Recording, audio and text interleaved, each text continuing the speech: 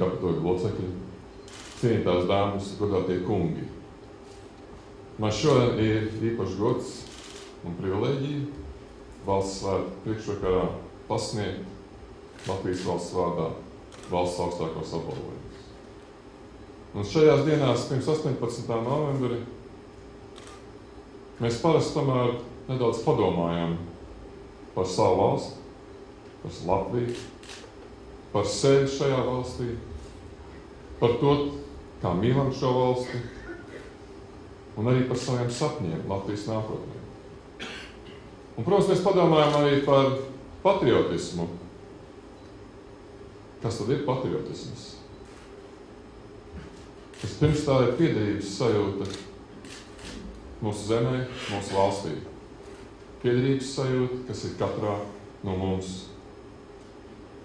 Un tad savu dzīves laikā, ar savu darbu, ar savu attieksmi pret apkārtējo, pret vidi, pret cilvēkiem, mēs paužam savas piederības sajūtu. Un visam klāt tam nāk atbildība. Atbildība par to, kāda ir mūsu valsts. Un šodien man ir liels prieks, ka valsts augstākos apbalvojumus saņem Latvijas valsts patrioti. Un katrs no jums ir kaut nedaudz šodien, pirms nākšanas uz šo ceremoniju, padomājis par tām lietām, ko tikko minēju, bet padomājis arī par sevi Latvijā. Ko es esmu paveicis? Un ko es vēl gribu paveikt?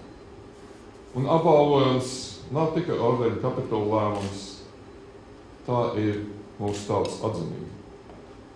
Atzinība par to, ko jūs esat paveikuši. Katrs savā dzīvē, katrs savā darba vietā. Ar vienu domu sirdī, ar mīlestību pret Latvijas valsti. Un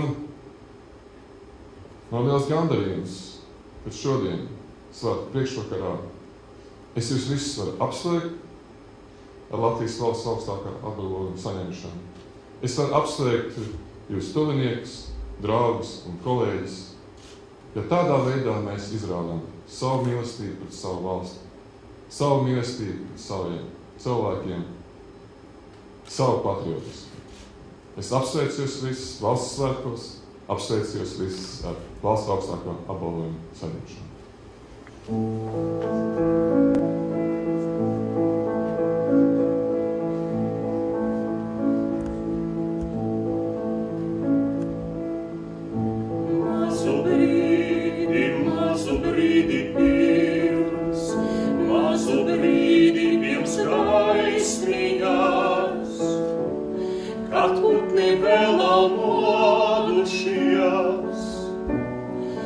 Kokos tus vēl vēsmiņās, kad zemi apstaigā pats Dievs, kad zemi apstaigā pats Dievs.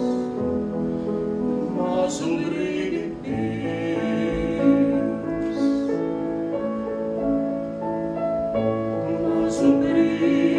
mazu brīdi pirms, mazu brīdi pirms gaismiņās, viņš iet pa ļaužu būdiņām, kur bats un bēdas ritinās, kur